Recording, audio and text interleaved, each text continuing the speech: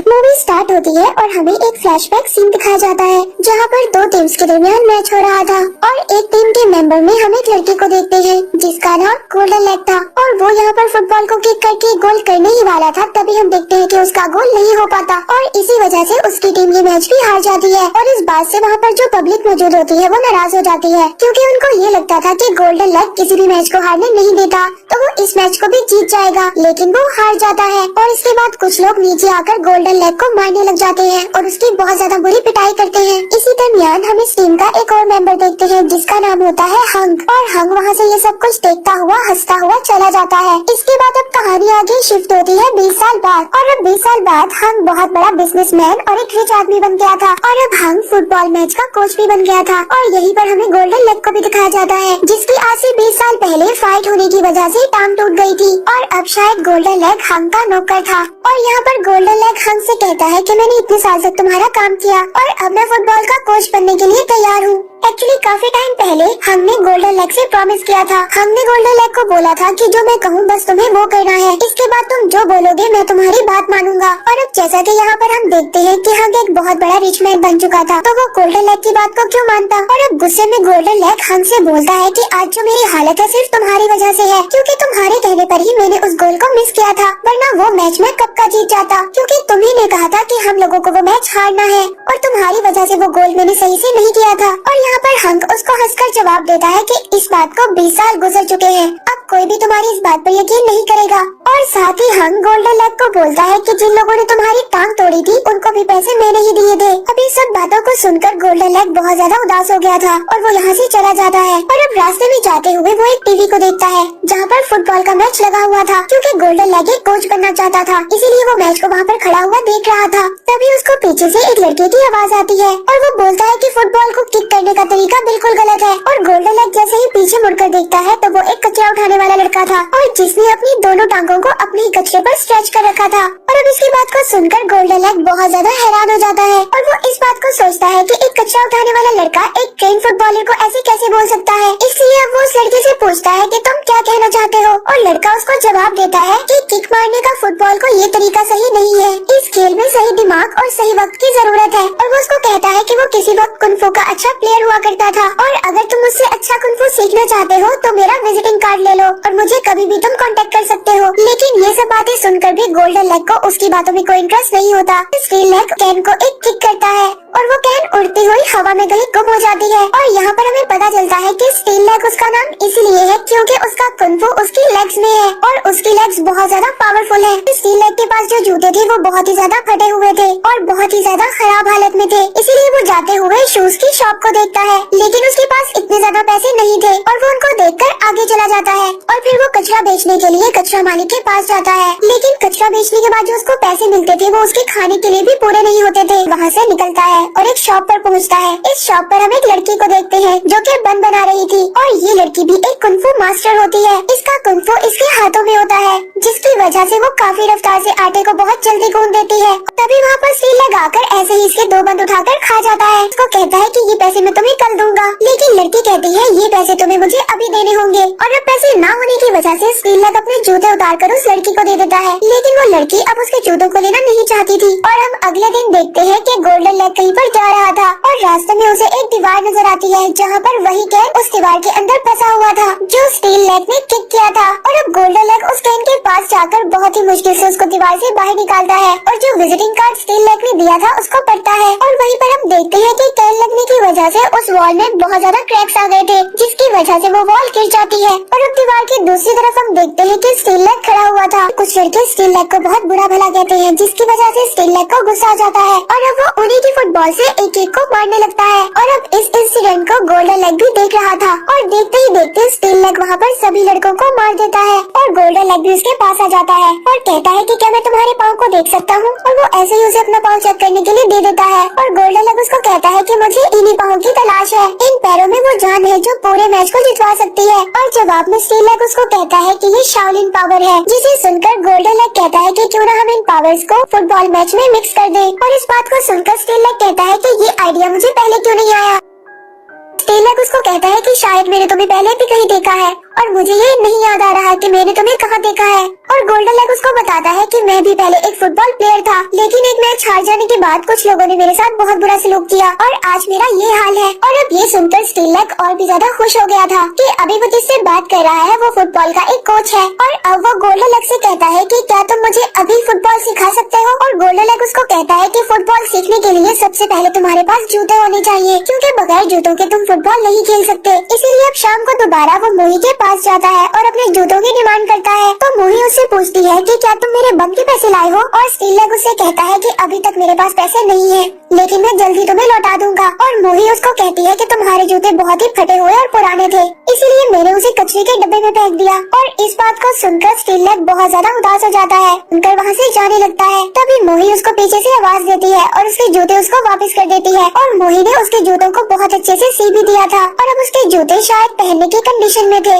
इसे देखकर steel leg बहुत ज्यादा खुश हो जाता है और थैंक यू बोलकर वहाँ से चला जाता है। इसके बाद एक एक करके स्टील लेग अपने सभी फ्रेंड्स के पास जाता है जिनके पास शाओलिन का आर्ट था। इस वक्त इसके पास 6 ऐसे मेंबर्स थे जिनके पास आयरन पावर थी, यानी कि iron head, iron leg, iron storm, iron hand और साथ ही आयरन नी। लेकिन यहाँ पर अब पता चलता है कि सबकी फाइनेंशियल कंडीशन बहुत ज्यादा बुरी थी और इसीलिए फुटबॉल मैच का प्लान सुनकर कोई भी स्टील लेग की बात को नहीं मानता और कोई भी इसके साथ शाओलिन आर्ट को मिलाकर इस मैच को नहीं खेलना चाहता था। लेकिन फिर भी स्टील लेग हार नहीं मानता और सभी को एक जगह और एक वक्त का टाइम दे देता है और कहता है कि इस जगह पर इस वक्त मैं तुम्हारा इंतजार करूंगा। हालांकि उसको सभी ने मना कर दिया था कि कोई भी उसकी मदद नहीं करेगा, लेकिन ये दोनों हार नहीं मानते और अभी उसी जगह पर पहुंच जाते हैं जिसका एड्रेस स्टील लेग ने अपने फ्रेंड्स को दिया था। अब ये यहाँ पर काफी ज्यादा उदास थे और ये सोच रहे थे कि शायद इन लोगों का डिसीजन गलत था। अब ये दोनों यहाँ से जा ही रहे थे, तभी इनके फ्रेंड्स यहाँ पर आ जाते हैं जिन्हें देखकर स्टील लेग काफी ज्यादा खुश होता है। और अब देखते ही देखते इन सबकी एक शानदार शाओलिन सॉकर टीम बन जाती है। लेकिन यहाँ पर सबसे ज्यादा मुश्किल की बात ये थी कि ये फुटबॉल के बारे में कुछ भी नहीं जानते थे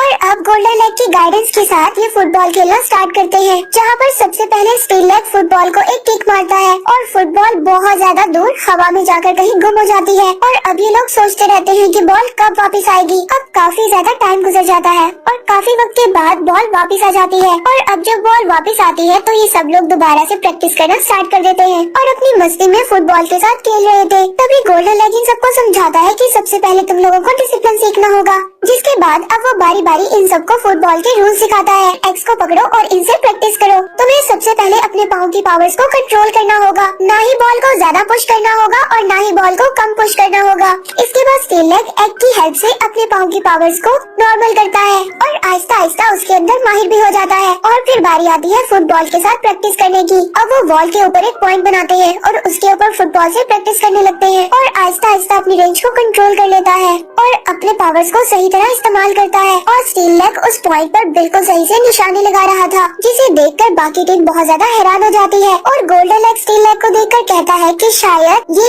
एक ही आदमी हमें पूरा मैच जितवा दे, लेकिन फुटबॉल एक टीम वर्क है और इसीलिए हमें पूरी टीम के साथ खेलना होगा। इसके बाद गोल्डन लेग इनका एक मैच करवाता है, लेकिन यहाँ पर ये लोग फुटबॉल खेलने की बजाय सभी एक दूसरे से फाइट कर रहे थे और बॉल को किसी को भी पकड़ने नहीं दे रहे थे।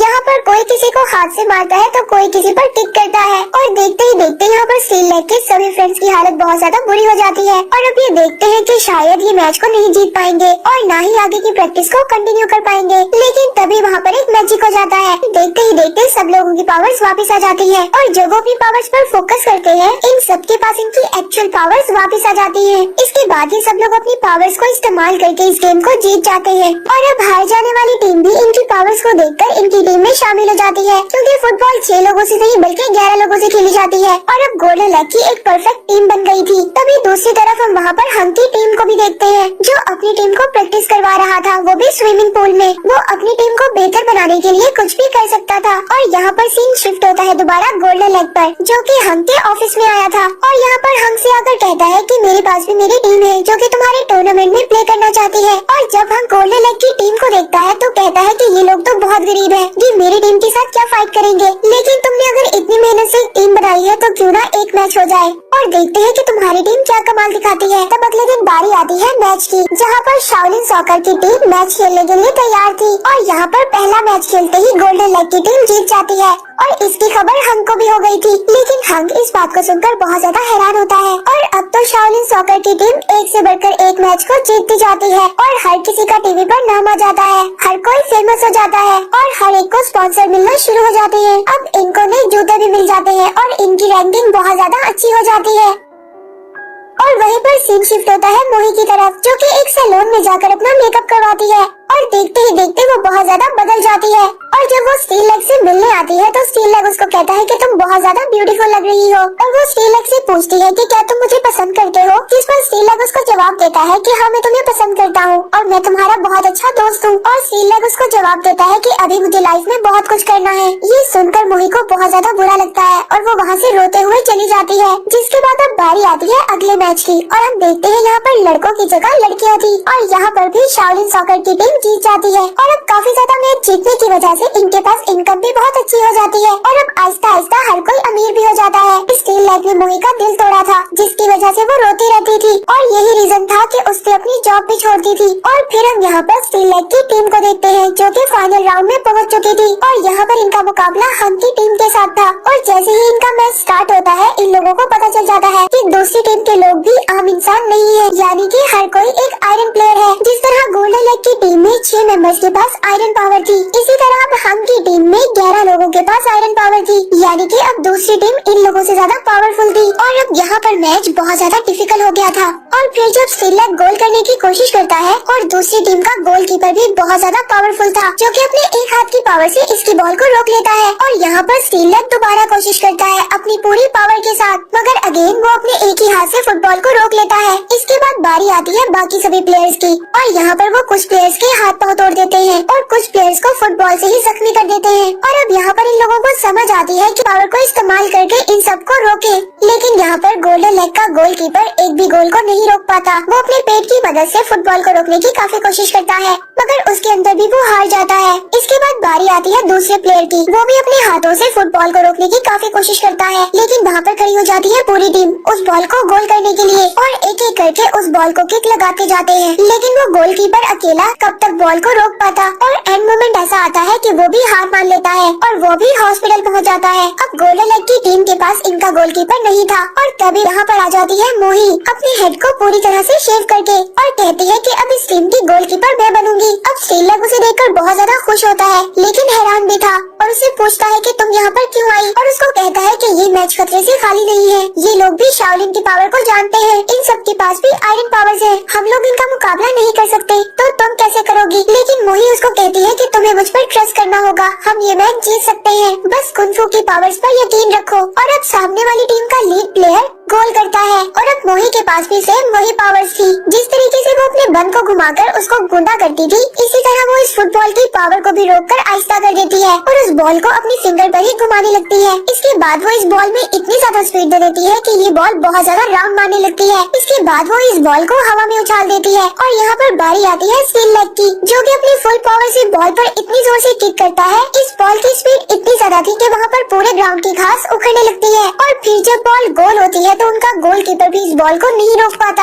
और इसी के साथ गोल्डन लेग की टीम ये मैच जीत जाती है। और दूसरी तरफ हंक की बात भी सब लोगों को पता चल जाती है कि उसने गोल्डन लेग को उस मैच को हारने के लिए कहा था, जिस मैच में गोल्डन लेग की टांग को तोड़ दिया गया था। और साथ ही वहाँ की गवर्नमेंट को ये भी पता चल गया था कि हंक अपनी टीम को नशीली दवाइयाँ दिया करता था ताकि उसके प्लेयर्स मैच अच्छा खेल सके, और अब हंक को हमेशा के लिए बैन कर दिया जाता है। और यहाँ पर हर जगह स्टील लेग काफी ज्यादा फेमस हो गया था और अब हर कोई इसकी तरह कुंफू की पावर्स को सीखना चाहता था। और इसी के साथ ये स्टोरी यहीं पर एंड हो